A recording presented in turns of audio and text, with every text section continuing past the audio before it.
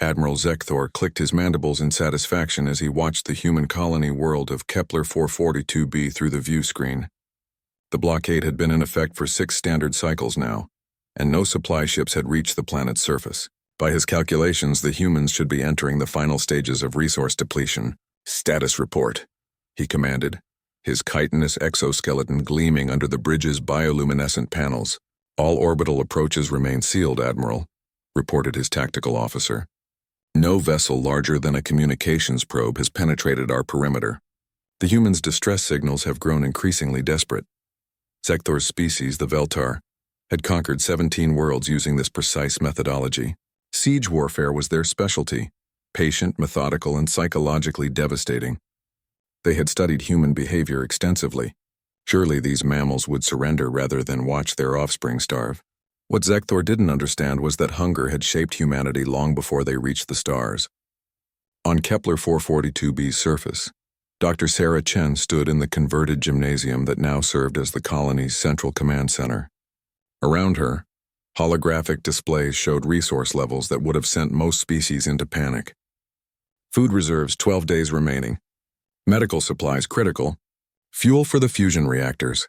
Enough for 3 weeks of minimal power. But Sarah wasn't panicking. She was calculating.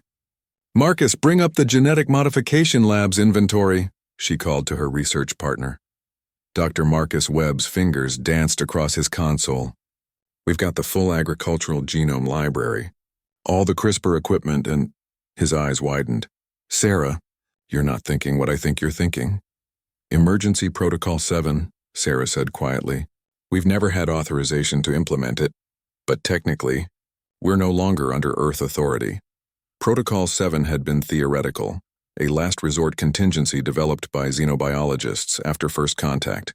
The idea was simple in concept, terrifying in execution. If humanity ever faced starvation during interstellar colonization, they would adapt their biology rather than their environment. "The metabolic modification program," Marcus whispered.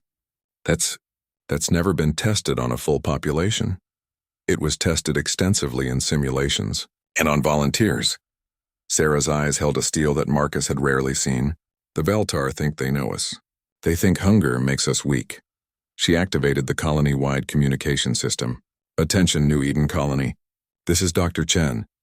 I'm implementing Emergency Protocol 7 under Colonial Charter Section 15. All citizens report to designated medbays for voluntary metabolic enhancement. We're going to show these bastards what 4 billion years of evolution produced." The first phase began within hours. Using advanced genetic therapy, the colonists' digestive systems were modified to extract maximum nutritional value from any organic matter. Enhanced metabolisms could break down cellulose, metabolize atmospheric nitrogen, and even process certain minerals for energy. But that was just the beginning. Admiral Zekthor received the first reports 3 days later. "Sir, our sensors are detecting unusual energy signatures from the planet's surface. Elaborate. The humans appear to be converting their organic waste processing facilities into some kind of manufacturing centers, and their agricultural domes are producing at impossible rates." Zekthor's antennae twitched nervously. "Impossible rates? Crops that should take weeks to mature are being harvested daily, and the energy output from their biological matter is somehow being channeled into their defense grid. On the planet below, the second phase of Protocol 7 was in full swing. The colonists hadn't just modified their own biology, they had weaponized their entire ecosystem. Enhanced bacteria converted waste into high-energy compounds. Modified plants grew at accelerated rates, their root systems forming a planet-wide neural network that could channel bioelectrical energy. Sarah stood in the middle of what had once been a cornfield, and was now something entirely new. The plants around her pulsed with bioluminescent veins, their roots connected to massive capacitor arrays that hummed with accumulated power. "Energy levels?" she asked. 70% above minimum requirements for planetary defense," Marcus reported, his own enhanced metabolism allowing him to work tirelessly without food for the past 48 hours. "The biological power grid is exceeding all projections." "Then it's time for Phase 3. Above the planet, Zekthor was beginning to understand that he had made a catastrophic miscalculation. The humans weren't weakening, they were evolving. In real time. Admiral, his communications officer called out in panic. The humans are broadcasting on all frequencies. Sarah's voice filled the Veltar command ship with calm, terrifying certainty. Admiral Zekthor of the Veltar Third Fleet, you attempted to starve us. You sought to break our will through hunger.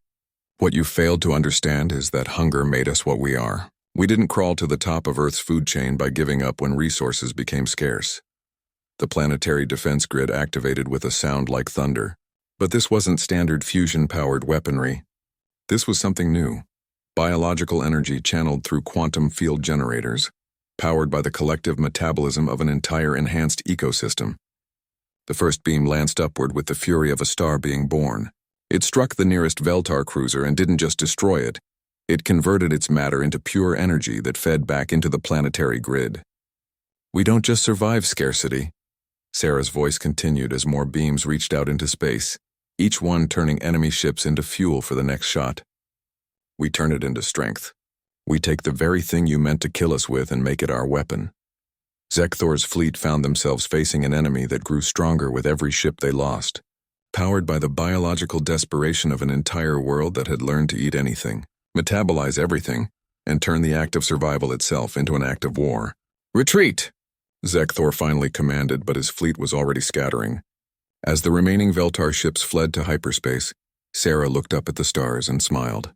The colony would survive, and when word spread of what humanity could do when pushed to the edge of extinction, maybe other species would think twice before assuming that desperate humans were weak humans.